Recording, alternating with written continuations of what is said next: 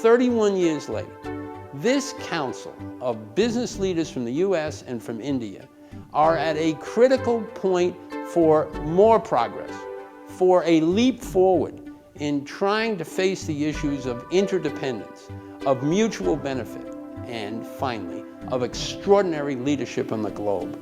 The United States and India, separated by half the globe, are closer than ever before. And the partnership between our free nations has the power to transform the world.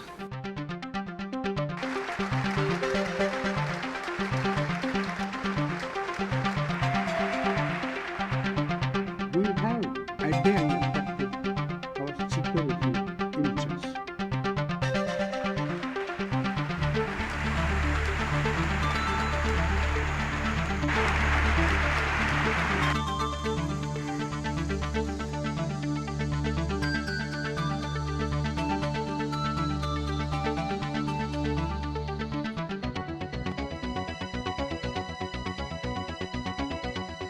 Tremendous enthusiasm on both sides for a deeper bilateral relationship, and of course on a commercial basis there's been major advances made on both sides, making way for deeper commercial ties and deeper trade and investment. USIBC has never been busier. We're growing at the rate of 2 new companies joining each week. That's due, of course, to the rise of Indo-US relations.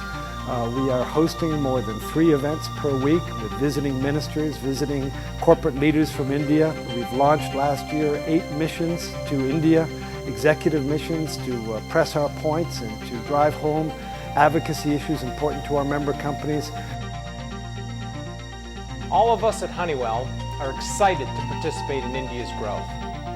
While Honeywell has grown 30% in the last 3 years, in India we've grown tenfold to $400 million in sales with 7,000 employees. Trade brings prosperity, and prosperity brings peace, because people have a stake in the system. We are tremendous supporters of the burgeoning ties between India and the US, and we look forward to supporting a closer relationship in any way we can.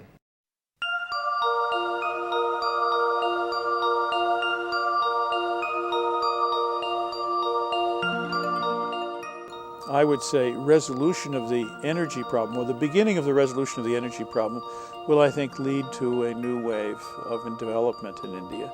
Industrial development, agricultural development, services sector development. The nuclear deal will do a number of things. One, it will clear the air. Secondly, it will open it up for the United States on its side to be a supporter of the civilian structure, the civilian side of India's nuclear energy development, something that those of us who've watched it over the last 30 years have felt has been a bit neglected, more neglected than it should have been.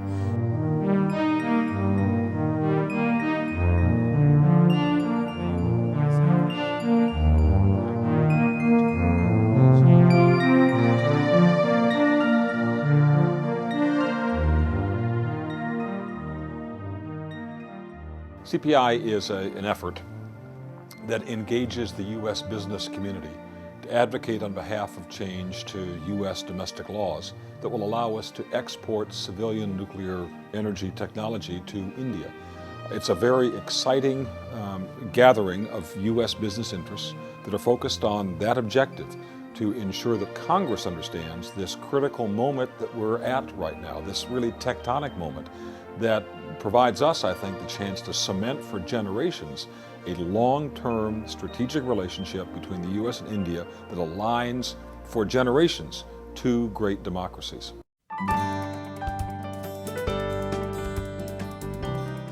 They have concerns of essentially the non-proliferation community here in Washington, and I'll just tick them off.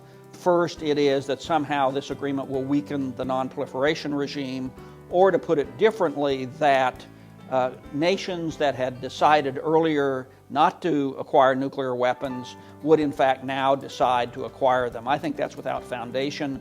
We are in touch with a dozen people on the Hill every day on behalf of this agreement, in coordination with Ambassador Ronan Sen and his colleagues at the Indian Embassy, and in coordination with the top of the administration. So all of us are working very hard on this, in a stitched together effort with respect to the Congress. What's exciting about India for me is the fact that it is such a young demographic. It's a very young country. More than 54% of the population of 1.1 billion people is under the age of 25. Literally 36% of the population of India is under the age of 15. That's more than 300 million young Indians that are greater than the entire population of the United States. This is a young democracy that America must reach out to and embrace. And in this Civilian Nuclear Cooperation Initiative and in this deepening of the strategic partnership, that's exactly what we are doing, reaching out, becoming true partners based on trust and mutual respect. The infrastructure opportunities in India obviously require tremendous attention.